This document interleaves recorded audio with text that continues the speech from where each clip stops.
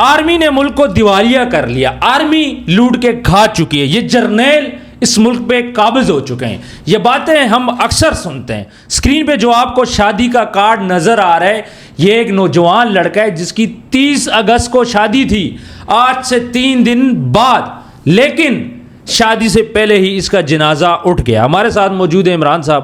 عمران صاحب, یہ جنازہ آپ دیکھ چکے ہیں, یہ شادی کا کارڈ بھی آپ دیکھ چکے ہیں.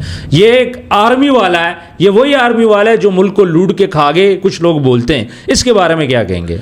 بہت شکریہ جی. آج ہمارے لیے بلکہ پورے پاکستان کے لیے یہ ایک بہت ہی صدمے والا دن ہے, بہت دکھ والا دن ہے. شہادتیں تو روز ازل سے چل رہی ہیں. جب جب ملک کو ضرورت پڑی تو ہمارے پاک افواج نے قربانی دی. میں اپنی بات کا آغاز ایک شعر سے کرنا چاہتا ہوں. وہ کہتا ہے کہ میں چپ تھا کہ برباد نہ ہو جائے گلشن کا سکون. میں چپ تھا کہ برباد نہ ہو جائے گلشن کا سکون. ناداں یہ سمجھ بیٹھے کہ مجھ میں قوت للکار نہیں. اگر پاک آرمی کبھی کبھار چپ کر جاتی ہے نا, تو ان کو اس بات کو ان کی کمزوری نہ سمجھو. راجہ بریگیڈیئر حسن عباسی صاحب کا نوجوان بیٹا کیپٹن تیمور حسن, جو کہ 30 تاریخ کو دولہا بننے جا رہا تھا, 30 تاریخ کو اس کی ماں نے, اس کی بہنوں نے اس کے لیے جو ساری زندگی خواب سجائے ہوئے تھے, وہ اس انتظار میں تھی کہ 4 دن بعد ہمارے بھائی نے دولہا بننا ہے, ہمارے گھر میں شایانے بجنے ہیں, ہمارے گھر میں شور شرابہ ہونا ہے. اور اچانک خبر آتی ہے کہ آپ کا بیٹا وزیرستان میں, جہاں پہ آج بھی کچھ غدار یہ کہتے ہیں کہ پاک آرمی کیا کر رہی ہے, وہاں پہ ہمارا ایک نوجوان بچہ کیپٹن تیمور جام شہادت نوش کر جاتا ہے. اور اس باپ سے پوچھیں جس کا وہ اکلوتا بیٹا ہے بریگیڈیئر صاحب, وہ اس کے جنازے پہ کھڑا ہو کے کیا کہہ رہا ہے.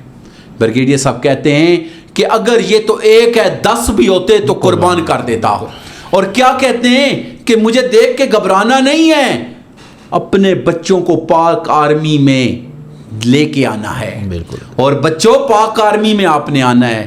یار کس آرمی کے خلاف ہم بات کرتے ہیں؟ اچھا, اس کا اکلوتا بیٹا تھا؟ سر اکلوتا بیٹا ہے. اچھا, ایک ہی بیٹا ہے اس کا. سر اس ماں پہ کیا گزر رہی ہوگی اس ٹائم, اس بہنوں پہ کیا گزر رہی ہوگی, اس کے گھر والوں پہ کیا گزر رہی ہوگی, خاندان پہ کیا گزر رہی ہوگی, جن کے گھروں میں اس کی شادی کے کارڈ پہنچ چکے تھے سر. اور اچانک ایک خبر آتی ہے کہ آپ کا بیٹا تو جام شہادت نوش کر چکا ہے. یقین مانے بریگیڈیئر صاحب کو دیکھا نہیں جا رہا ہے. اس کی آنکھوں کے اندر جو پانی جل جل کر رہا تھا, لیکن آنکھوں سے اس لیے نہیں رہا تھا باہر کہ اس کو پتا تھا کہ میری قوم نے کمزور پڑ جانا ہے. اس کو یہ ڈر تھا کہ کہیں اور ماؤں کے بچے جو وزیرستان میں لڑائی لڑ رہے ہیں کہیں وہ نہ گھبرا جائیں.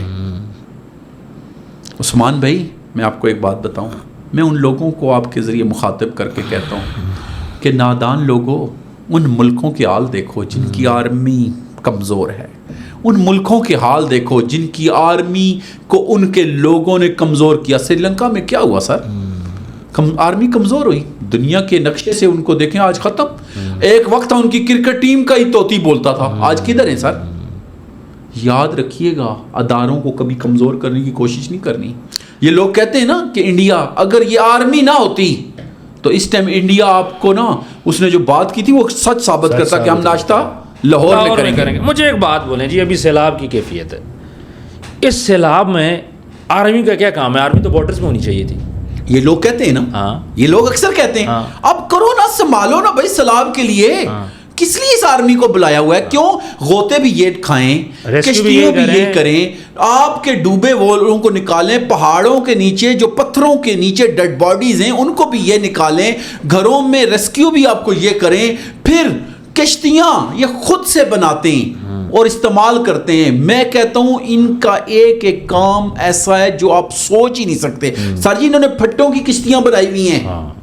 یقین مانے ہماری آرمی کئی دن کئی راتیں جب جنگلوں میں گزارتی ہیں, ایسے طوفانی حالات میں گزارتی ہیں. آپ مجھے ایک بات بتائیں, گلیشیئر میں جو ہماری پاک آرمی سردی میں وہاں پہ جو کرتی ہے -50 درجہ حرارت ہوتا ہے سر, -50. مجھے ایک بندہ بتا رہا تھا اگر ایکوپمنٹس کے بغیر ہاتھ باہر نکلے تو ہاتھ ختم. پاؤں باہر نکلا پاؤں ختم بالکل. اور آج جب یہ بچہ دیکھیں شہادت تو ہمارا ایمان ہے کہ جذبہ ہے ہمارا کہ الحمدللہ کہتے ہیں شہادت شہید ہوئے ہوئے انسان کو مرا ہوا مت کہو. کیوں؟ تمہیں نہیں پتہ، قرآن کہتا ہے تمہیں نہیں پتہ لیکن ان کو خوراک بھی ملتی ہے. بالکل ایسے تو پھر بات ہی ختم ہو جاتی ہے سر. لیکن دنیا داری کا تو تقاضا ہے نا سر، دنیا داری کو تو دیکھنا ہے نا سر. بریگیڈیئر صاحب جو کہ 30 تاریخ کو بارات لے کے جا رہے تھے، بہت مشکل ٹائم ہے، بہت مشکل، بیٹے کی میت کو دفن کر رہے ہیں، بہت مشکل ٹائم ہے. لیکن مجھے یہ بات بولے ہیں اس سیلاب سے ہی ذکر کرتے ہیں، یہ تو ریسکیو کا کام ہے. آرمی کیا کر رہی ہے اس پانی میں؟ سر آپ یہ لوگ بول رہے ہیں سارے نا کہ آرمی بارڈر پہ ہونی چاہیے. سر یہ لوگ تو بولتے ہیں نا کہ آرمی بارڈر پہ ہونی چاہیے، تو آج سیلاب کے ٹائم پہ پھر آرمی کیوں یاد کر رہے ہیں؟ سر ہم جو آرام کی نیند سوتے ہیں، سکون سے سوتے ہیں، وہ اس وجہ سے سوتے ہیں کہ باہر ہمارے ایک آرمی افیسر ہماری حفاظت کے لیے کھڑا ہوتا ہے. بالکل ایسے ہی ہے. آپ سیلکوٹ کا منظر دیکھیں، آرمی کھڑی ہے، پلوں پہ بھی کھڑی، پل ٹوٹتا ہے، پل کون بناتا ہے سر؟ آرمی بناتی ہے. جو بھی اچھا ایمرجنسی کام تو سارے کرتی آرمی ہے سر. آرمی کہہ رہی ہے. تو پھر بھی آپ یار ان کو برا کہتے ہو. اور میں آپ کو بات بتاؤں، سب برا نہیں کہتے. یقین مانے نہ پی ٹی آئی برا کہتی ہے، نہ نون لیگ کہتی ہے، نہ کوئی اور کہتا ہے. چند لوگ ہیں. اچھا مجھے ایک بات بتائیں، ایک باپ ہے، اس کے 5 بیٹے ہیں، ایک بیٹا برا نکل آیا، تو کیا 4 کو بھی گالیاں دیں گے آپ؟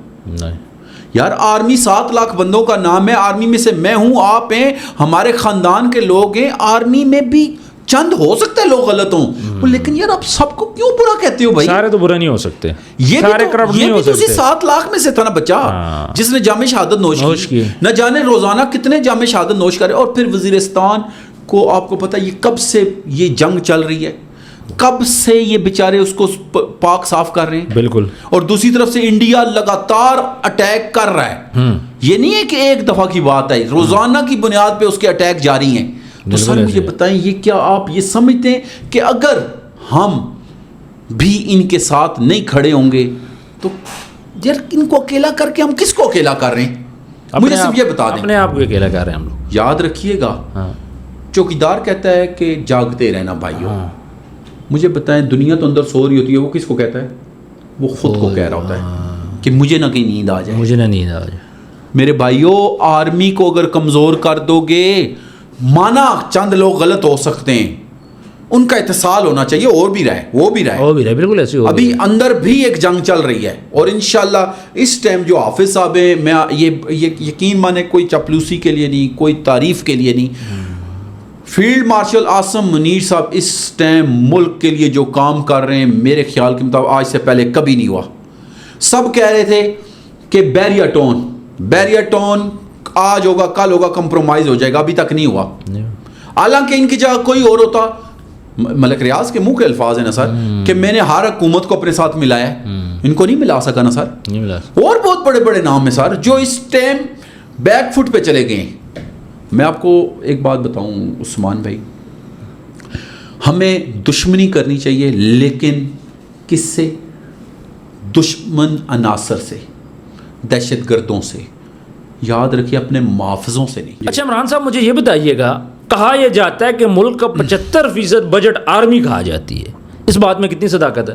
سر مجھے ایک بات بتائیں، 75% بجٹ کی بات کرتے ہیں، یار بجٹ کس چیز پہ لگتا ہے؟ ڈیولپمنٹس پہ لگتا ہے، بارڈروں کی حفاظت پہ لگتا ہے، آپ جو آپریشن کر رہے ہیں ان آپریشن کی مد میں بھی لگتا ہے.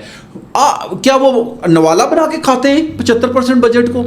سر یہ پورا ایک لابی ہے. یاد رکھیے گا جیسے ہماری ایجنسیز ہیں ایسے ہی انڈیا کی ایجنسیز را ہے، ایسے ہی موساد ہے، پھر امریکن بلیک واٹر ہے.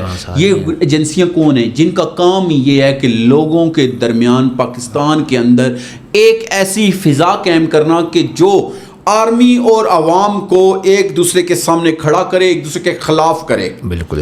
تو یہی وہ لوگ ہیں جو یہ والا بھی راگ ہر وقت اناپتے ہیں. اچھا میں آخر میں آپ کو ایک بات کہوں گا کہ ہم میرے سمیت ہماری ہر چیز ہماری آرمی کے لیے قربان ہونی چاہیے. کیوں؟ یہ وہ آرمی ہے جو رات کو جاگتی ہے تو ہم آرام کی نیند سوتے ہیں.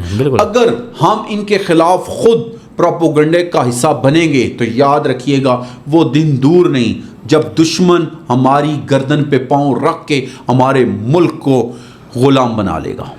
عمران صاحب آپ نے بہت اچھی باتیں کی۔ ویورز کامنٹ سیکشن میں آپ بھی اپنی رائے ضرور دیجیے گا۔ اپنا ڈھیر سارا خیال رکھیں، ملتے ہیں نیکسٹ ویڈیو میں۔ اللہ حافظ۔